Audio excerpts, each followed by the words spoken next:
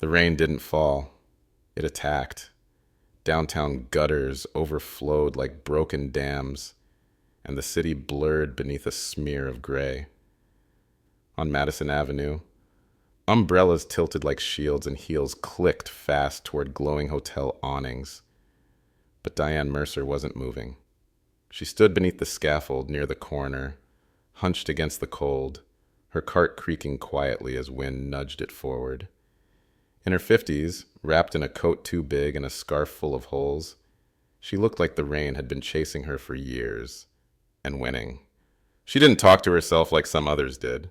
Diane moved with quiet, careful purpose, one eye always scanning the pavement, for coins, for dropped wrappers, for anything she could trade or use. The wheels of her cart squealed as she turned the corner onto 3rd. There, just past the scaffolding, she paused. Not to rest, to watch. A luxury hotel stood across the intersection. Tall glass windows, brass trim, the kind of place where doormen wore hats and guests didn't carry their own luggage. Diane knew better than to step too close. She'd been moved along before. You learn which curbs you're allowed to linger on. So she stayed beneath the metal canopy, leaned her back to the scaffold pole, and let her cart rest beside her. It was all she had. Everything in it, from the patch blanket to the cracked mirror, had been chosen or rescued. A paperback held together with tape. A thermos, missing its lid. A small bag of trail mix, wrapped twice in a grocery sack. Diane didn't envy the guests across the street. She didn't think much about them at all. But she noticed everything. She always had. Like the young mother at the hotel entrance, juggling too many things. A phone pinched between her cheek and shoulder. A diaper bag slipping from her arm. Keys in her teeth. And one hand on a stroller. A sleek, expensive model with smooth black handles and white wall tires. The mother turned to speak to a valet, and the stroller bumped forward slightly, nudged by the curb's slant and the wet sidewalk. Her foot didn't catch it in time. Her fingers were full. The phone call continued. Diane's eyes narrowed. The front wheel of the stroller hopped over a crack in the pavement. The baby inside wasn't crying, not yet, but the top of its head bobbed with the slight motion, still swaddled, likely dozing, oblivious. Rain pelted the canopy above Diane's head. Her broken umbrella drooped to one side. She let it fall. Across the street, the stroller started to drift. Before we continue, please subscribe to my channel and let me know in the comments where you're watching from. It would mean a lot to me. The mother still hadn't seen, but Diane had. She saw the moment gravity shifted. The instant when a bump turned to a slide, when that stroller picked up speed toward the curb and the traffic beyond it. There was no time to call out, no time to think. She dropped everything, cart, scarf, umbrella, and ran. She didn't think about it. There was no calculation, no pause. She just moved. The shopping cart clattered behind her as she shoved it aside. It tipped into the scaffolding with a crash, contents spilling. A blanket, some bread in plastic, the old thermos, the paperback book she'd read a dozen times over. Her umbrella flipped inside out, caught in the wind, and dragged down the sidewalk like a wounded bird. She didn't glance back. Her boots slipped as they hit the painted crosswalk. Water had pooled in the ruts left by passing trucks, and her foot nearly twisted beneath her. But she caught herself, planting her hands down hard. Her knees hit the ground, a sharp, jarring impact that would bruise by morning, but that didn't matter. The stroller was rolling fast now. A car was approaching from the left, not speeding, but steady, headlights blurred by the rain. The driver didn't see it yet. Why would they? Who expects a baby carriage to be in the middle of the road? The woman lunged forward, body low, fingers outstretched, and she reached it. Her hands grabbed the bar just before the wheels met the slick white line dividing traffic lanes. The stroller jerked as she yanked it back with all the strength she had. Her arms strained. Her breath caught. But it stopped. Just before the car reached the crosswalk, brakes screeching, the horn blasted, loud, urgent, furious, as if the sound could rewind the danger. The vehicle skidded, splashing up a wave of dirty water. The driver's face was a blur behind the windshield, mouth open in alarm, but the stroller didn't move anymore. It was still, and inside the baby had started to cry. She knelt there, drenched, trembling, heart hammering against ribs that hadn't felt adrenaline like this in years. She reached into the stroller, carefully, gently, and unbuckled the small strap across the child's chest. A little boy, round cheeks, maybe 10 months old. His cries weren't panicked, just startled, wet, afraid of the noise and the cold. She whispered something, soft, instinctive, not words, just sounds, to calm him. The way her mother once soothed her through nightmares. Her hands, coarse and cold, were steady as they wrapped the baby in her scarf, shielding his face from the wind. "It's okay," she said softly. "It's okay now, little one. You're safe." The traffic had stopped. Drivers were still staring, uncertain if what they'd seen had really happened. A few pedestrians had turned their heads. Someone stood under a bus shelter across the street, eyes wide, phone in hand, frozen. But no one came closer. Not yet. She stood, one arm under the baby, the other still gripping the handle of the stroller. The child was quiet now, just watching her, big, blinking eyes. He didn't cry anymore. She looked toward the hotel. The mother still hadn't noticed. Still mid-conversation, just now turning around. Still not realizing what almost happened. Rain streamed down the woman's face, flattening the hood around her hair. Her legs were soaked.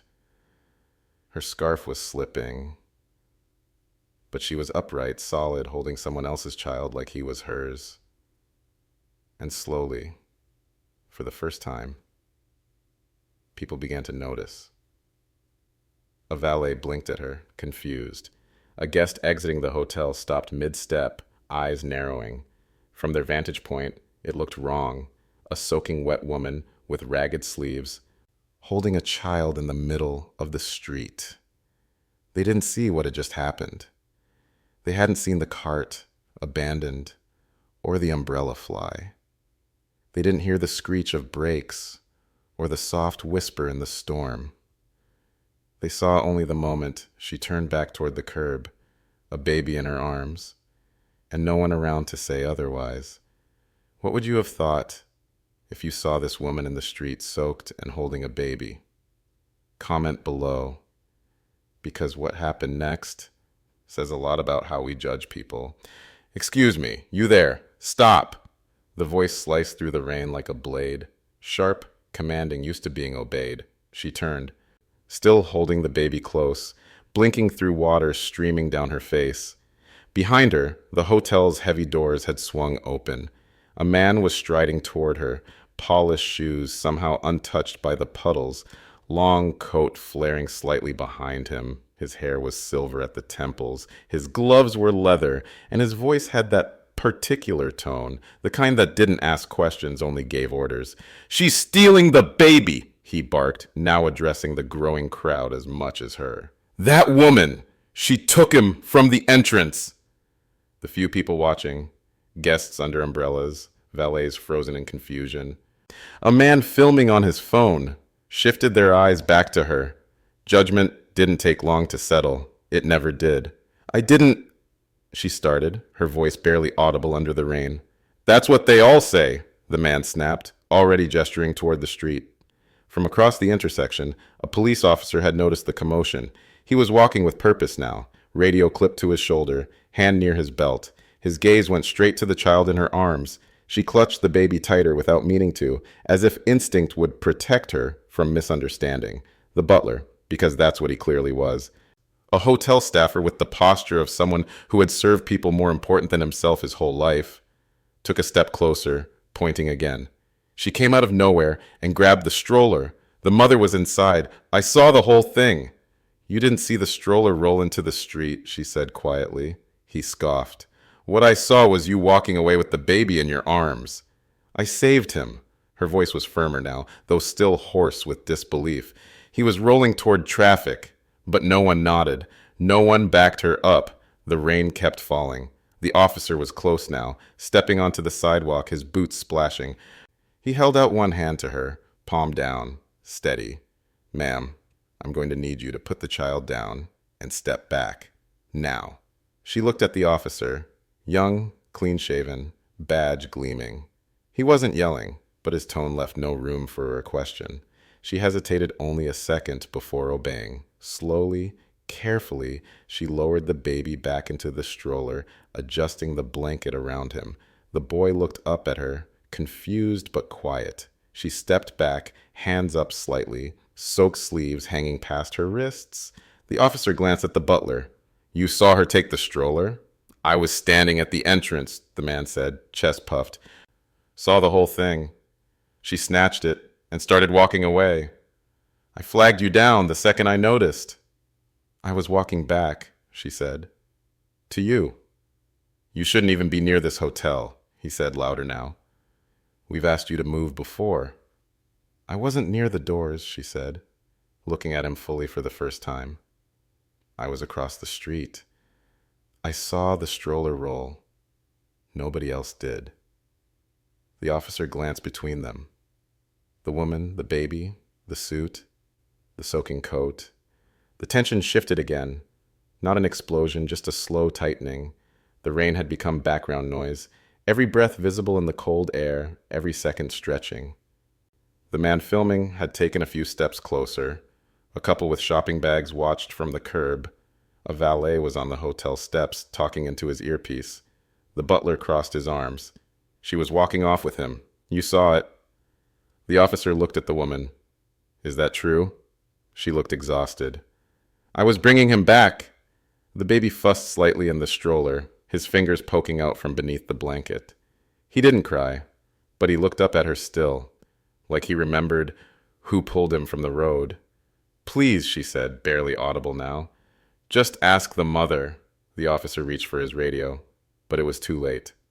The narrative had already formed, and no one seemed to be asking the right questions. The radio on the officer's shoulder crackled as he thumbed it.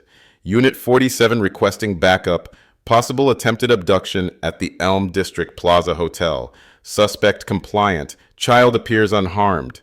The words echoed louder than the sirens that hadn't yet arrived. "Attempted abduction." The woman's face barely changed, but her shoulders dropped the way stone sinks in water. Slow, heavy, inevitable. The butler folded his arms smugly. "Thank you, officer. We can't be too careful."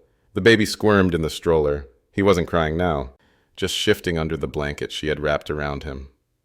Her scarf, still damp and clinging, like everything else she wore. The only color on her was the red mark forming on her knee, where she'd fallen. Blood had started to mix with the rainwater soaking her jeans. The officer stepped between her and the stroller. Not aggressive, not unkind, but definite. "I need you to remain right there," he said, hands visible. She raised them slowly again, fingers trembling now, not from guilt, but cold disbelief, and the awful sense that even the truth can sound like a lie if you're wearing the wrong coat. The crowd had grown. A woman in heels whispered something to her husband, who glanced up from his phone and shook his head. "You hear about it all the time," he muttered. "They take kids, sell them, ransom them." "Don't say that," the woman hissed. A man under a restaurant awning raised his phone higher. "Recording." "She looks like trouble," someone muttered. "Bet she was just waiting for a moment like this. That coat, that smell. She probably thought no one would notice." Someone else chimed in. "They target rich areas. Bet she's done it before." The soundscape became a low, buzzing hive of judgment. Murmurs, suspicions, stories that hadn't happened, but felt familiar enough to believe. "I wasn't running away," she said to the officer again. "I caught the stroller. He was "You can explain everything when backup gets here," the officer said. His tone wasn't cruel, he wasn't shouting, but he believed the butler, believed the crisp uniform, the proximity to the hotel, the woman's certainty, not the soaked figure in front of him, whose cart now lay tipped on the sidewalk, spilled belongings soaking in the puddles. The butler added confidently, "She had no business being near this child. She wasn't calling for help. She wasn't shouting. She was just walking off." "I was walking back," she said. "To you." "Sure," he said, "with the baby in your arms." The baby made a soft sound, not a cry, more like a yawn.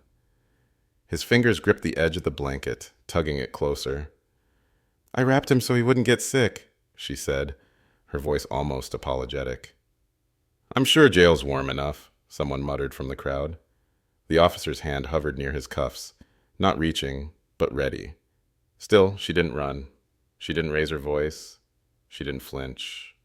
She just stood there, soaked to the skin, face pale, shoes ruined, unsure whether anything she said would matter at all.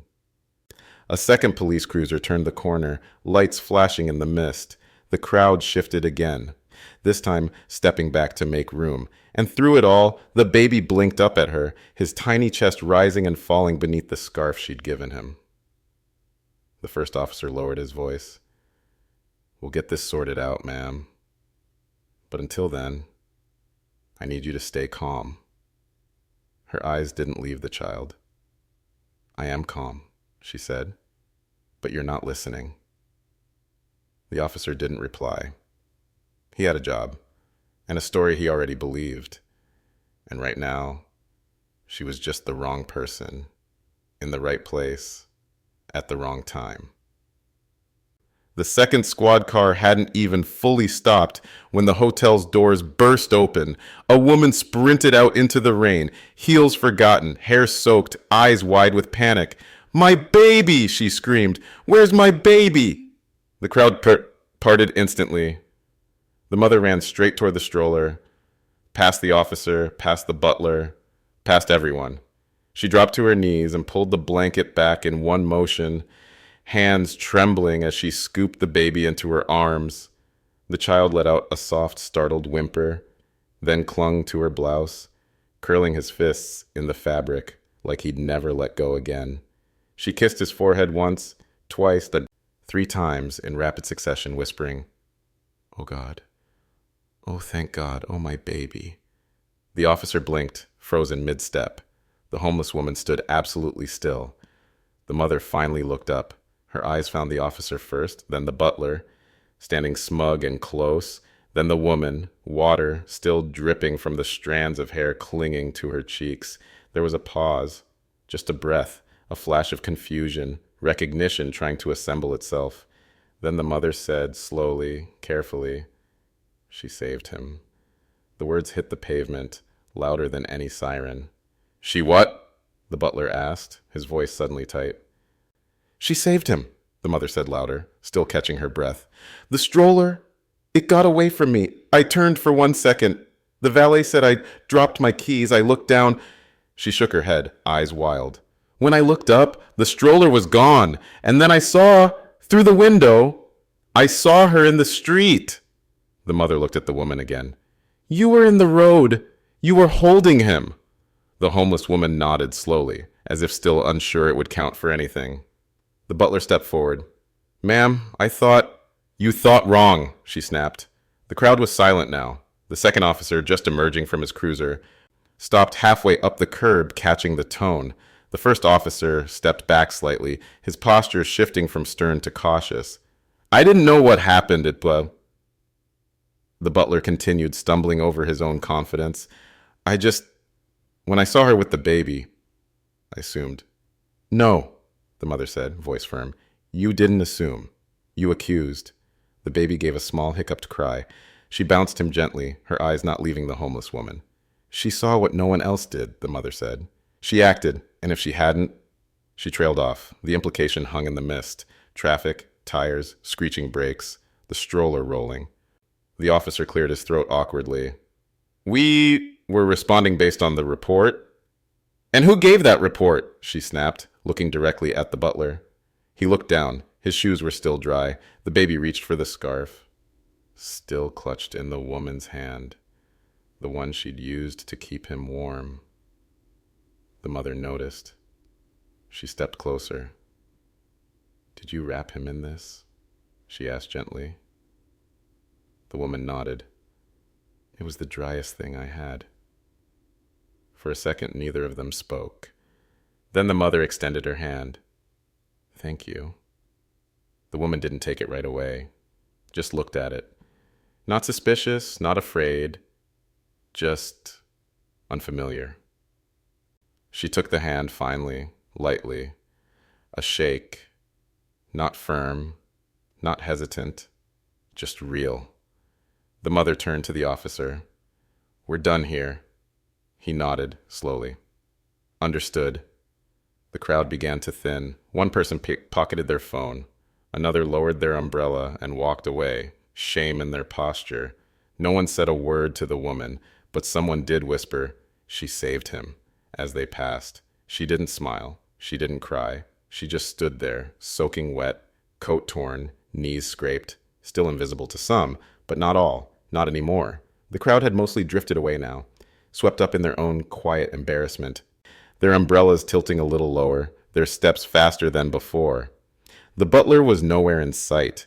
He had slipped back inside the hotel during the shift in tone, like spilled wine vanishing into a rug. But the officer remained, and the mother, she stayed too. She was kneeling again, holding her baby, her blouse now damp where his head rested.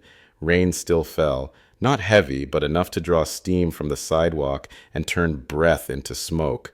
The homeless woman hadn't moved much. She was still beside the tipped-over cart, one hand on the edge of it, the other wrapped around her own coat, like it might hold her together. The mother stood slowly and approached her again. "I'm sorry," she said, and this time her voice cracked a little. "I didn't know what was happening. I didn't know they were shouting about you." "It's okay," the woman said softly. "No," the mother replied. "It's not." The officer took a quiet step forward. "Ma'am," he said to the homeless woman, "may I ask your name?"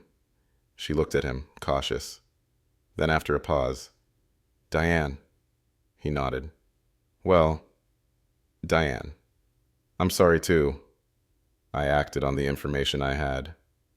"Which was a man yelling and pointing, but the mother added sharply. The officer didn't argue. He simply said, "It won't happen again." Diane didn't seem like she needed the apology, but she accepted it anyway. Maybe not for him, but for herself. Her hands dropped from her coat. Her fingers were pruned from the cold. The mother turned back toward the baby, who now rested calmly in her arms. He was chewing the edge of the scarf, her scarf, and kicking lightly. She looked back at Diane. "You saved my child." Diane blinked. "I don't have anything to give you right now," the mother continued, "but my husband will want to thank you properly." "That's not necessary." "I know," the mother said, "but you should at least know who you saved." Diane didn't answer. The mother smiled faintly. "My name is Evelyn Hart. My husband owns this hotel. And about 9 others." She glanced at the lobby behind her. "I'm not saying that for drama," she added. "I'm saying it because he's going to ask what happened today, and I'm going to tell him. Every word."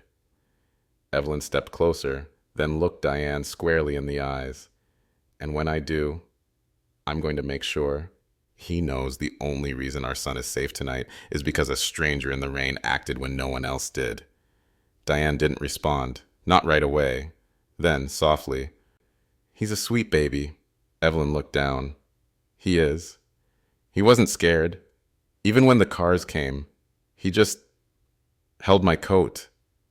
The baby cooed softly, almost in agreement. From the lobby doorway, the doorman, the same one who'd been chatting with Evelyn when the stroller slipped, stood watching, posture stiff. He said nothing. Evelyn took a breath. "Please wait here, Diane. I want him to meet you." "Who?" "My husband." Diane shook her head. "I'm not sure I should." "I'm sure," Evelyn said. "And I think you deserve to be seen for what you are." She looked around, gesturing subtly to the space that, just minutes ago, had brimmed with accusation and judgment. "You were seen for something else today," she added. "And I think we need to fix that." Diane looked down at her hands. They were dirty, cut from the fall, fingers still trembling from adrenaline that hadn't yet left. "I don't need fixing," she said. "I didn't say you did," Evelyn replied. "But they do." She turned, still holding the child, and nodded once toward the officer. "Please make sure she's not bothered." Then to Diane, "I'll be back, I promise." She disappeared through the revolving door, the baby nestled close to her chest. Diane stood there, the unsure what to do with the space she now occupied. For so long, she'd been careful to take up as little as possible. Now people were pausing when they passed, not to glare or accuse, but to glance with something closer to curiosity, or even respect. A woman pushing a suitcase rolled by and nodded faintly. A man in a wet trench coat slowed his walk, looked at her cart, then her face, and kept moving, but not like before. The rain began to ease, not stop, but soften. The air no longer bit quite so hard. The officer who'd once demanded she put the baby down now stood off to the side, hands at his waist, watching her with something different in his eyes. Not pity, not suspicion, just thoughtfulness. And then quietly, almost too softly to hear, he said, "You were brave." She didn't respond. She didn't need to. The look in her eyes said everything. They saw her now. And even if it was only for this moment, that was enough. The scaffolding hadn't changed. Same rusted poles, same sagging plastic sheet flapping gently in the breeze, same concrete corner that held her cart every night like a cradle that barely fit.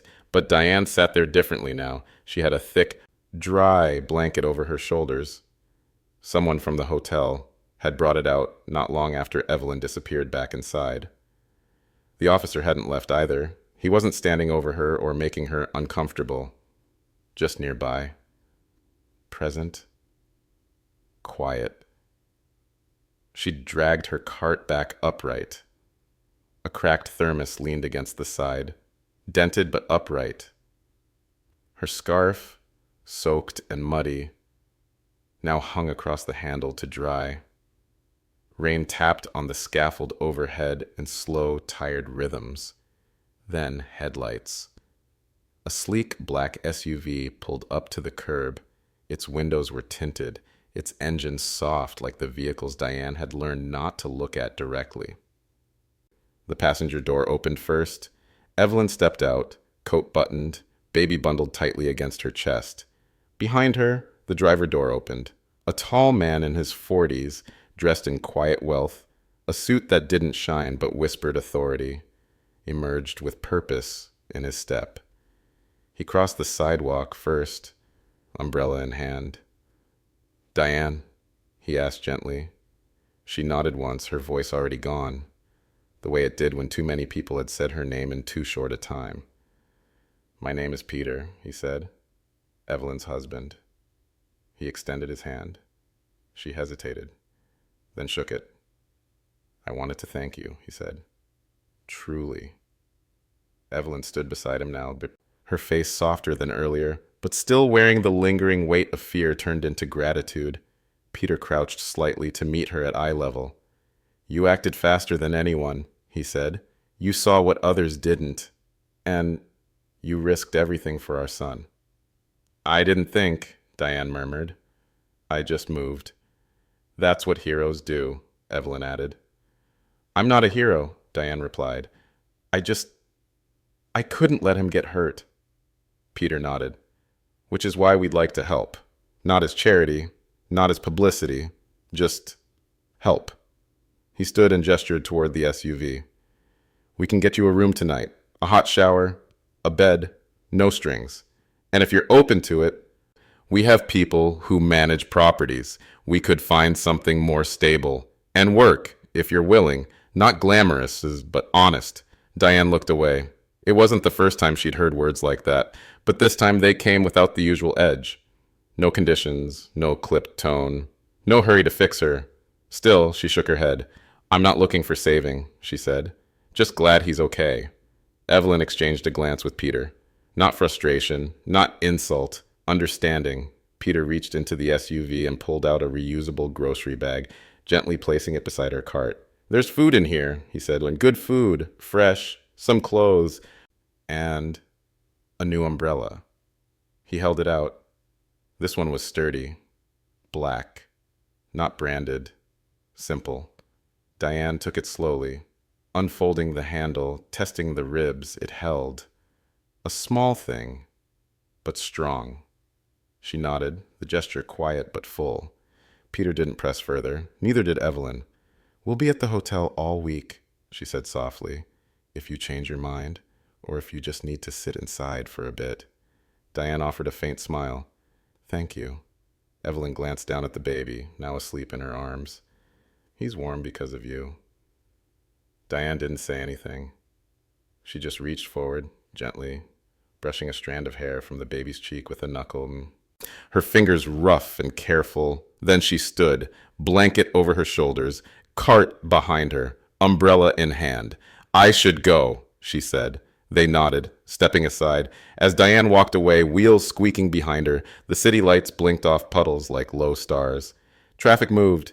Voices echoed. The city breathed. She didn't look back, but Evelyn did, watching until the figure disappeared into the curve of the street. "That's all I need," Diane had said, and somehow it felt like more than most would have asked for. It wasn't raining anymore when the butler was called into the office. The sky had turned grayish blue.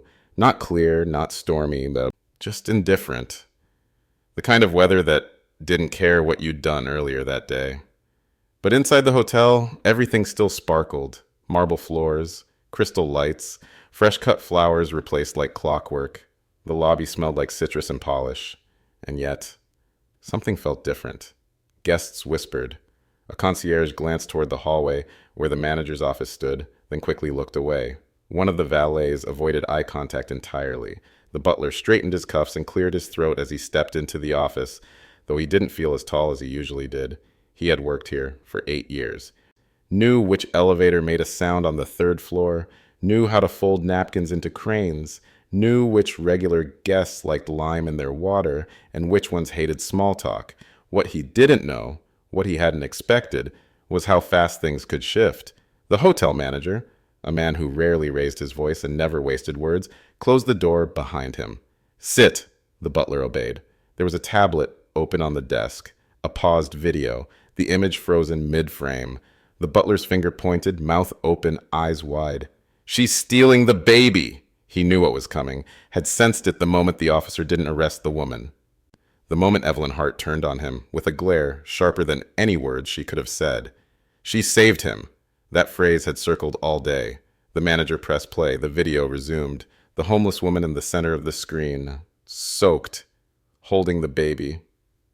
The butler in full frame, storming out, accusing, the crowd forming, the policeman approaching, and then the mother returning, the scene reversing itself like a tide.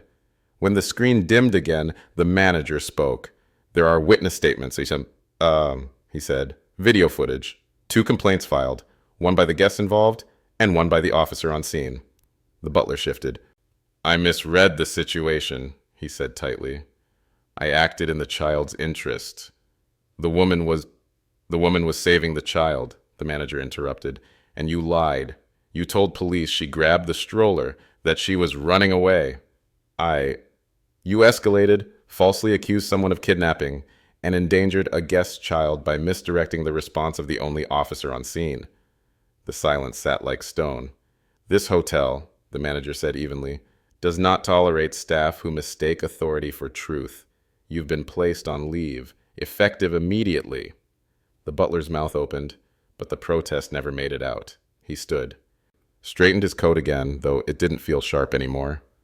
As he walked back through the lobby, it felt colder. Not temperature, but tone. Eyes followed him. Not the kind he was used to. Not admiration. Not acknowledgement. Just awareness. And for the first time all day, someone pulled out their phone again. But this time, it wasn't to film the homeless woman. It was to film him. The city didn't look different the next morning. Same steel edges, same steam rising from sidewalk grates, same rumble of buses, honking cabs, half glances from passers-by. But for Diane, something had shifted. Her cart moved the same as always, wheels creaking, one pulling slightly to the left. But it was fuller now, a bag of fresh bread tied to the side, canned soup clinking gently, a thermos that didn't leak, and the new umbrella, black, solid, unbent. It didn't collapse under the weight of the wind. It stayed open like a shield. She walked with it tilted just enough to catch the drizzle, coat damp at the hem, boots still too thin for the sidewalk's cold. But her pace was steady. No one recognized her. Not today, Not on this side of the city. And that was fine. She passed a playground where a little boy in red rain boots pointed at her umbrella and waved. The mother looked up, smiled faintly. Diane didn't stop, just nodded once and kept going. A baby had cried in her arms the day before. Not hers, not her problem. And the world had nearly swallowed her for it. But now, someone had seen her. Not just looked, seen. That was enough. She crossed another street, letting the umbrella lead her into the wind, and behind her, no one followed, no one shouted, no one accused. She was invisible again, but this time, by choice. What would you have thought if you saw her holding that child? Would you have believed the butler or looked a little closer before judging? And do you think the mother did enough to make things right? If this story made you feel something, hit that like button, subscribe, and tap the bell so you don't miss the next one. And if you think more people need to hear stories like this, share this video with them now. Other stories are already waiting for you on screen. Click one, and I'll see you tomorrow. Same time, same place, with something new.